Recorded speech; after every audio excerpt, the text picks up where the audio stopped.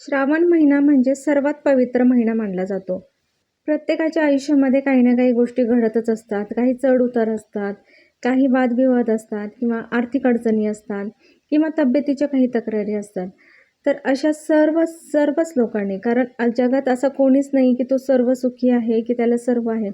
जर कोणाकडे पैसा असेल तर आजारपण असतं, जर कोणाकडे पैसा नसेल तर तब्येत एकदम छान असते किंवा बऱ्याच अशा गोष्टी असतात की काही ना काही उणीव ही असतेच.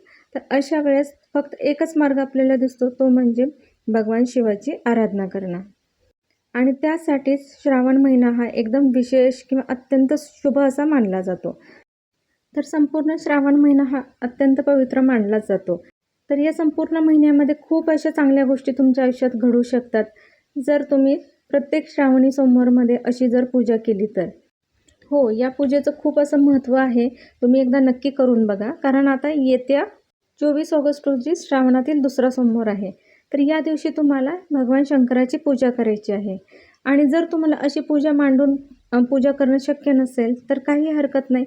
तुम्ही जवळपासच्या एखाद्या शिवमंदिरात जावा, तिथे शिवपूजा करा, बेलपत्र किंवा पाणी अर्पण करा आणि फक्त मंत्र जप करा.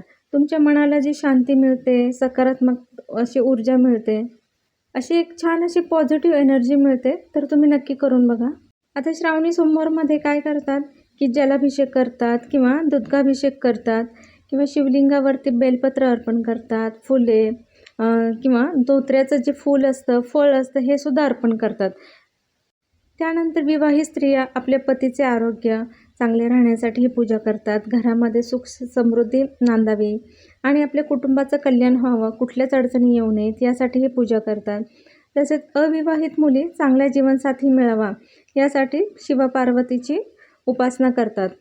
त्याचप्रमाणे श्रावणी सोमवारचे हे जर व्रत तुम्ही श्रद्धेने केलं तर भगवान शंकराची कृपा तुमच्यावरती मिळतेच मिळते. फक्त तुमच्या मनामध्ये त्याप्रती श्रद्धा हवी. स्वार्थ बिलकुल नसावा की मी केलं तर मला लगेच मिळालंच पाहिजे, असं नसतं. कारण तूप खाल्ले की रूप येत नाही, त्याप्रमाणे आपण आज भक्ती केली लगेच उद्या आपल्याला त्याचं फळ मिळतं असं नसतं. निस्वार्थ मनाने फक्त श्रद्धेने भक्ती करा, सगळं काही तुमचं चांगलंच होणार आहे. आणि ही साधी सोपी पूजा तुम्ही घरातील कोणीही व्यक्ती करू शकता. शक्यतो स्त्रियांनी पुरुषांनी दोघांनी केली तर अतिउत्तम. सकाळी त्या दिवशी लवकर उठायचं, घरामध्ये सगळं छान असं झाडून झुडून घ्यायचं, गोमूत्र शिंपडायचं घरामध्ये.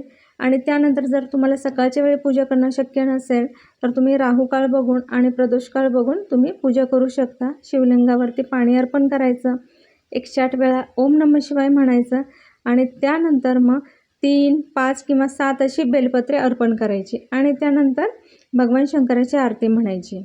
आणि शिवलिंगावरती पंचामृताचा सुद्धा अभिषेक करतात. तर यामध्ये काय असतं तर दूध, दही, मध, तूप आणि साखर या अशा 5 गोष्टी असतात आणि या 5 गोष्टी मिक्स करायच्या आणि त्याचा अभिषेक तुम्ही करू शकता. आणि त्यानंतर पुन्हा एकदा पाण्याने शिवलिंग स्वच्छ करायचं. तर आता या सोमवारी दुसरी शिवामूठ आहे, ती म्हणजे तीळ आहे. आणि हे तीळ फक्त पांढरे तीळ वापरायचे, काळे अजिबात वापरायचं नाही. आणि हे तीळ हातामध्ये घ्यायचे आणि त्याची मूठ करायची आणि त्यानंतर हळूवार ते शिवलिंगावरती सोडायचे आपल्याला. मग हे तुम्ही 3 वेळा किंवा 5 वेळा करू शकता. आता या श्रावणी सोमवारमध्ये शक्यतो पूर्ण दिवस निरंकार उपवास करतात, फक्त एक वेळेस जेवण करतात, मिठाचं अन्न 2 वेळा ग्रहण करत नाहीत. निरंकार उपवास जर तुम्हाला शक्य नसेल तर तुम्ही फळं खाऊन सुद्धा हा उपवास करू शकता आणि नंतर एक वेळा जेवण करू शकता. आणि जेवणामध्ये सुद्धा असा साधासुद्धा असा आहार पाहिजे, असं फार तेलकट, तुपकट किंवा अशा गोष्टी तळलेल्या वगैरे जास्त अशा नसाव्या. शक्यतो हलका आहार करावा, जेणेकरून आपल्या शरीराला सुद्धा कुठला त्रास होणार नाही. तर शेवटी महत्त्वाचं काय असतं तर पूजेमध्ये आपण कोणती गोष्ट अर्पण करतोय ह्याच्यापेक्षा तुमच्या मनामध्ये किती श्रद्धा आहे, तुम्ही किती मनापासून ही पूजा केली आहे, हे खरं महत्त्वाचं ठरलं जातं. तर घरातील प्रत्येकाने ज्यांना जसं जमेल त्याप्रमाणे तुम्ही अशी श्रद्धेने भक्तिभावाने पूजा करा. नक्कीच तुम्हाला याचा फायदा मिळेल. तर तुम्हाला हा व्हिडिओ कसा वाटला मला कमेंट करून नक्की सांगा. तर भेटूया पुढच्या अशा एका छानशा व्हिडिओमध्ये. तोपर्यंत बाय बाय.